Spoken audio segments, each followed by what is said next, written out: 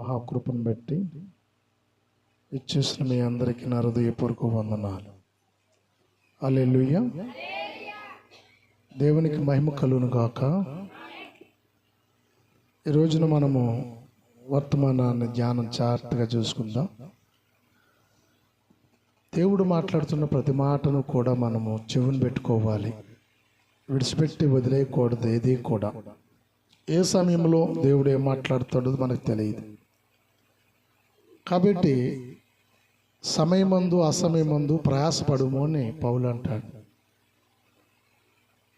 వాక్యము కొరకు సమయము సందర్భము ఉండకూడదు. ఏ సమయాన్ని మనకి ప్రార్థన ప్రారంభం పడుతుందో సమయానికి మనం పరుగులెట్టాలి. పౌలు అంటాడు,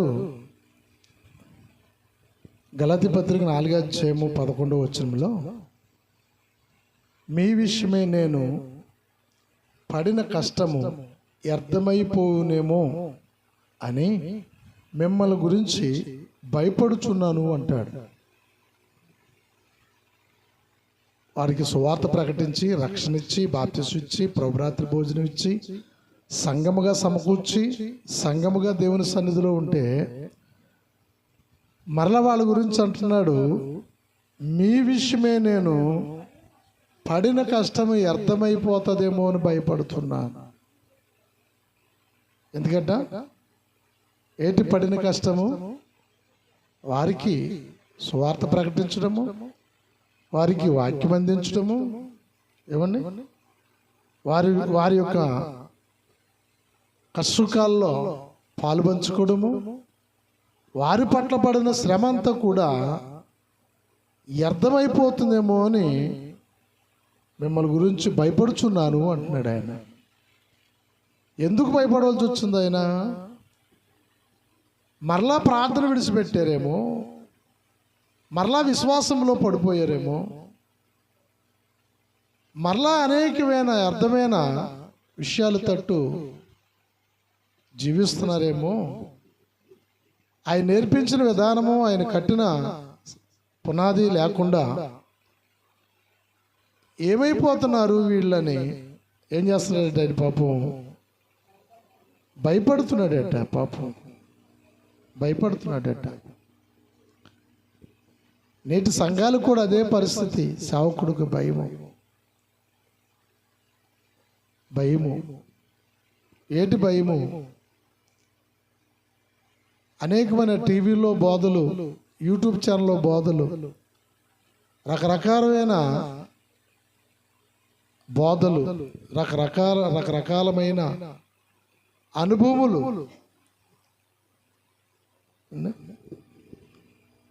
అది వాక్యానుసారమో కాదో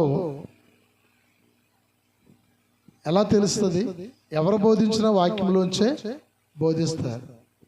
తెలుసా మీకు? రేపు రాబోతున్న అంత్యక్రీస్తు కూడా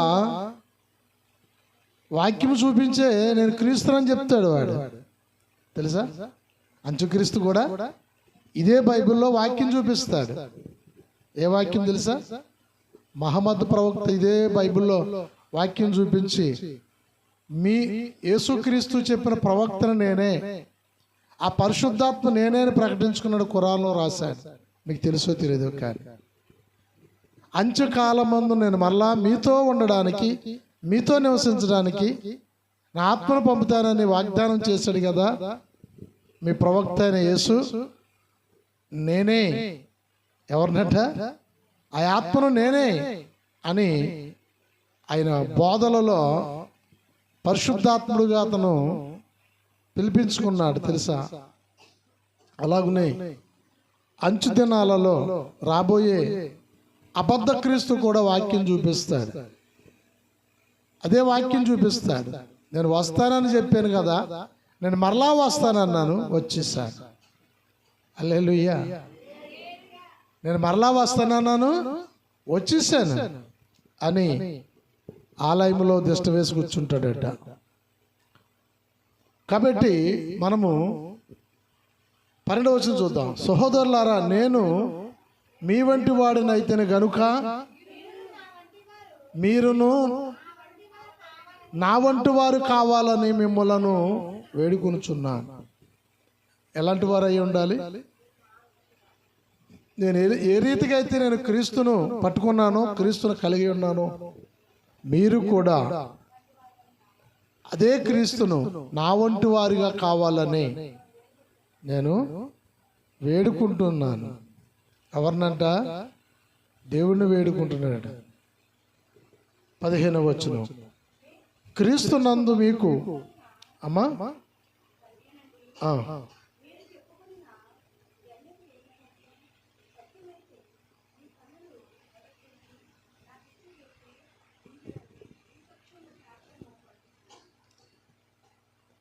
మళ్ళా చదువుదాం. క్రీస్తునందు మీకు ఉపదేశములు 15వ వచనం కదా, మీరు చదవండి. 15వ వచనం అదన్నమాట.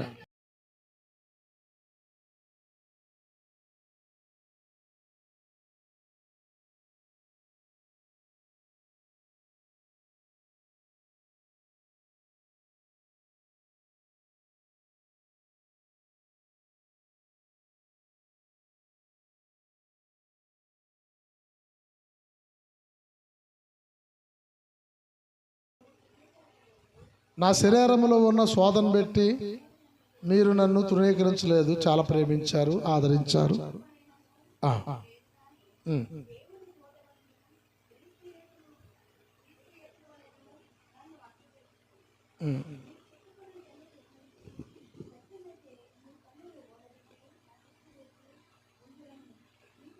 నేను చదివిన మాట ఎలా ఉందో చూడసారి. క్రీస్తునందు మీకు ఉపదేశకులు 10,000 మంది ఉన్నను. మొదటి కొరింథీ పత్రిక 4:14 వచనం. మొదటి కొరింథీ పత్రిక 4:14 వచనం, 15వ వచనం. మిమ్ములను సిగ్గుపరచవలనని కాదు కానీ నా ప్రియమైన పిల్లలు మీకు బుద్ధి చెప్పుటకే ఈ మాటలు రాయుచున్నాను అంటున్నాడు కొరింథీ సంఘానికి పౌలు. ఎలాంటి పిల్లలంట? కొరింథీ సంఘము ప్రియమైన పిల్లలంట. ప్రియమైన పిల్లలకు బుద్ధి చెప్పాల్సి వచ్చిందట. అందుకని ఇలాగా రాస్తున్నాను. ఇప్పుడు మనము 15వ వచనం వద్దాం. క్రీస్తునందు మీకు ఉపదేశకులు 10,000 మంది ఉండొచ్చు. ఎంతమంది ఉండొచ్చట? 10,000 మంది మనకు ఉపదేశకులు ఉండినను తండ్రులు మాత్రము ఒక్కడే శరీర తండ్రి అయినను ఆత్మ తండ్రి అయినను ఒక్కడే. ఉపదేశకులు ఎంతమంది ఉంటారు? చెప్పండి, ఎంతమంది ఉంటారు?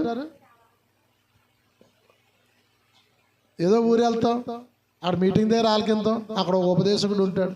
మరొక ఊరు వెళ్తాం, మరొక దిక్కున మీటింగ్కి ఏదో వెళ్తాం, అక్కడ ఆలకించవచ్చు. ఎవరో ఒకరు రావచ్చు, బైబిల్ పెట్టుకుని నేను ప్రభు నమ్ముకున్నానండి, ఏదో ఆయన కలిగిన చెప్పచ్చు, ఆయన ఉపదేశకుడు అవ్వచ్చు. కానీ వీళ్ళందరూ మనకి ఎవరట? తండ్రులు అవరు, తండ్రులు ఒక్కడే. 15వ వచనం మరోసారి చదువుదాం. క్రీస్తునందు ఎక్కడ ఉన్న వాళ్ళందరూనే. నాకు తెలుసున్న ఒక సేవకుడు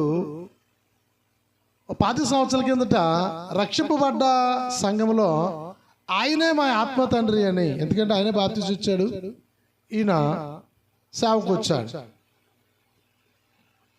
ఆత్మీయ తండ్రి ఆయనేనండి అని తనకి కలిగినది, తనకి వచ్చిన దాంట్లో 10% ఆత్మీయ తండ్రికి ఇచ్చేవాడు.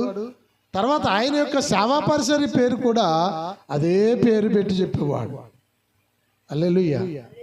బాగా గమనించండి. మరికొన్నాళ్ళు పోయిన తర్వాత మరొక వ్యక్తి పరిచయం అయ్యాడు ఆయనకి. ఇప్పుడు అంటాడు ఆయన, మా ఆత్మీయ తండ్రి ఆయనే అండి, ఆయన వచ్చాక మా పని చాలా బాగుంది, మేము చాలా ఆశీర్వాదపడ్డా.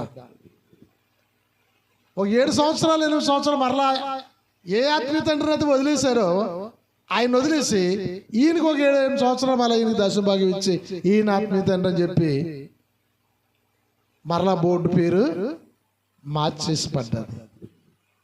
పేర్లు చెప్పాలని ఎందుకులే, ప్రసంగం వింటే ఏడుస్తాడు మరి వాడు. దేవుని స్తోత్ర.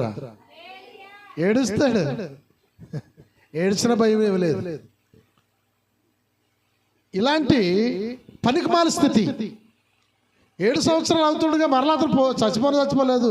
అతను ఉండగానే మరలా ఇంకొక అతని దగ్గరికి వెళ్ళిపోయి, ఇప్పుడండి అసలైన ఆత్మీయ తండ్రి మాకు, ఆయన మా కొరకు కన్నీళ్లు కాడుస్తారు. ఎంతమంది అయిపోయారు ఇప్పటికి? చెప్పండి, ఎంతమంది అయ్యారు? ప్రస్తుతం 3 అయ్యారు. 3తో పాటు మళ్ళీ రీసెంట్గా ఈ మధ్యన మరలా ఒక ఆత్మీయ తండ్రి దగ్గరికి వెళ్ళి మళ్ళీ ఈ మధ్యన వాళ్ళందరూ ఉపదేశకులు. ఆత్మీయ తండ్రి ఒకడే నీకు వాక్యం చెప్తుంది. ఎవరు చెప్పండి? వాళ్ళందరూ ఉపదేశకులు. నీ గురించి ఏడ్చేవాళ్ళు, నీ గురించి ప్రార్థించేవాళ్ళు. ఎప్పుడైతే ఎక్కడైతే నువ్వు రక్షింపడ్డావో, ఎవరి గురించి అయితే ఆ దైవజనుడు నేను రక్షించాడు, ఎక్కడైతే నువ్వు కట్టబడిపోయావో ఒకడే ఆత్మీయ తండ్రి. దేవుని స్తోత్ర. హల్లెలూయా. ఆత్మీయ తండ్రి ఒక్కడే.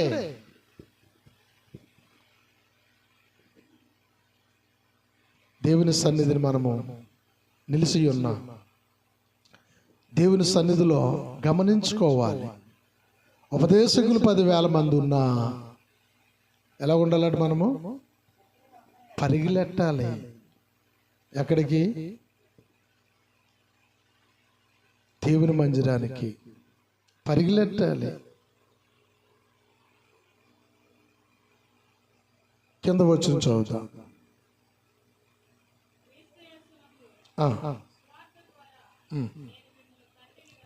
సువార్త ద్వారాగా నేను మిమ్మలను కంటిని గనుక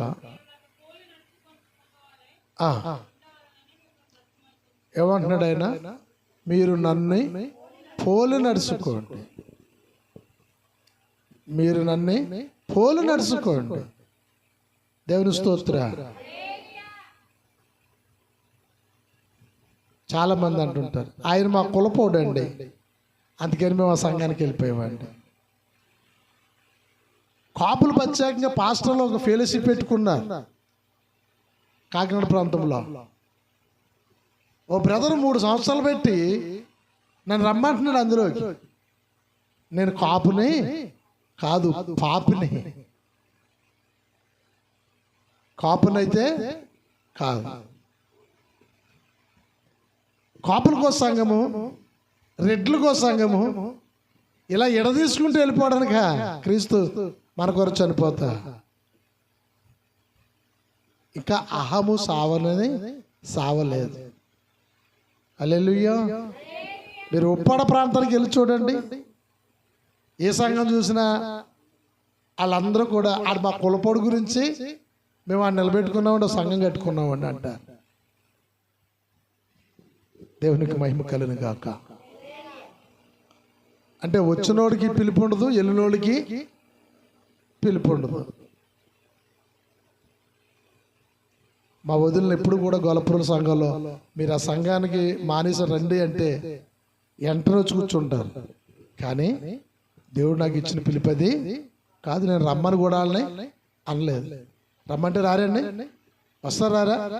ఒకసారి రాకపోతే రెండోసారి రాదు, మూడోసారి ఆడికెళ్ళి గడ్డి కూర్చుని నువ్వు చస్తే నేను ములుగుతాను, నేను చస్తే నువ్వు ములుగుతాను, ఎవడో వస్తాడు ఆ సంఘానికి వెళ్తారా ఏంటి? రండి అంటే ఏమొస్తారు? వస్తారా? ఇంతేనా? తేల్చుకుందాం వస్తే ఇంకా అన్నావు గట్టిగా భయపెట్టేవాళ్ళు ఏం చేస్తారు? వస్తారా? వస్తారు కంపల్సరీ. రారా? దేవుని స్తోత్ర. మీ కులవాళ్ళు ఎవరు పాస్టర్ అవుతే మీరు వెళ్ళరా? వెళ్తారా? వెళ్ళండి. అవుతలేదు ఎవరు పాస్టర్లు, సువార్థకులు అవుతలేదు. మీరు బయటకు వచ్చి సువార్త చేయరు, సువార్థకులే చేయరు. ఆయన అంటున్నాడు, ఆయన ఏమంటున్నాడు?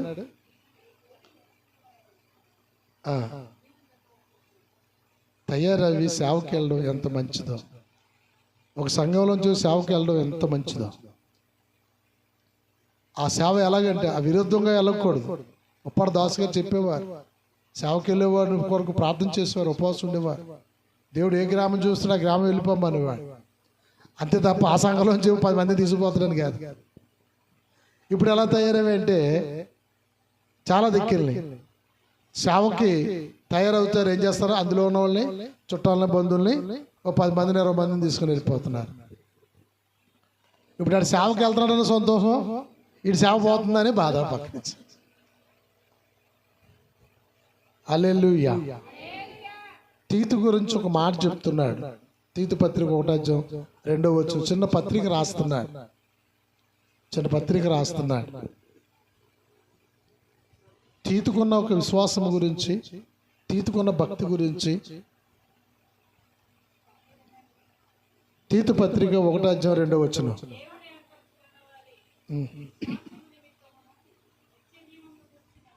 నిత్య జీవము గురించిన నిరీక్షణతో కూడిన భక్తికి ఆధారమగు సత్య విషయమైన అనుభవ జ్ఞానము నిమిత్తమును దేవుని దాసుడును యేసుక్రీస్తు అపోస్తుడైన పౌలను మనందరి విశ్వాస విషయంలో నా నిజమైన కుమారుడగు తీతుకు శుభమని చెప్పి రాయినది. ఆ నిత్య జీవమును అబద్ధమాడనేరని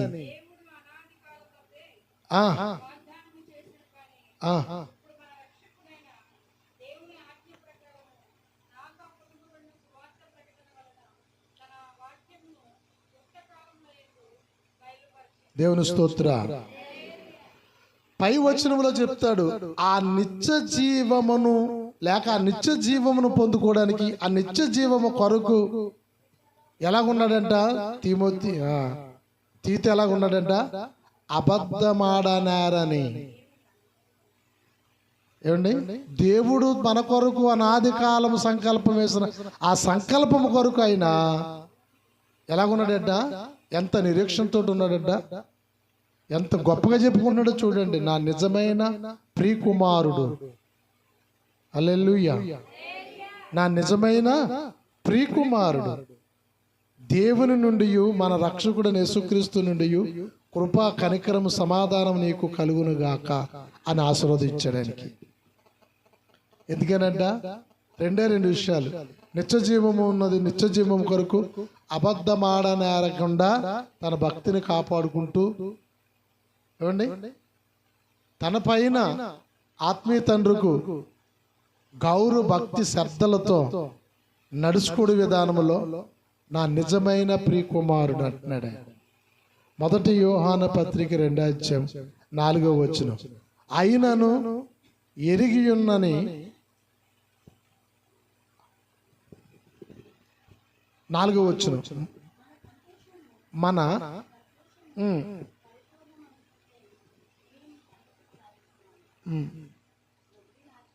2:4 ఆయనను ఎరిగి ఉన్నాను, ఆయనను ఎరిగి ఉన్నానని చెప్పుకుంటూ, యేసుక్రీస్తు గురించి తెలుసని చెప్పుకుంటూ ఆజ్ఞలు పాటించకపోతే అంతకంటే అబద్ధకుడు ఎవడో లేడట. ఆడే మొదట అబద్ధకుడట. ఇంకా చదువుతాం. వాడిలో ఏం లేదు, సత్యము లేదు. ఆయన వాక్యము ఎవడ గైకొనునో వానిలో దేవుని ప్రేమ నిజముగా పరిపూర్ణమయ్యను. ఏమవుతుందట? దేవుని ప్రేమ నిజముగా పరిపూర్ణమయ్యాను. ఇంకా చదువుతాం. ఆయన యందు నిలిచి ఉన్నారని చెప్పుకున్నవాడు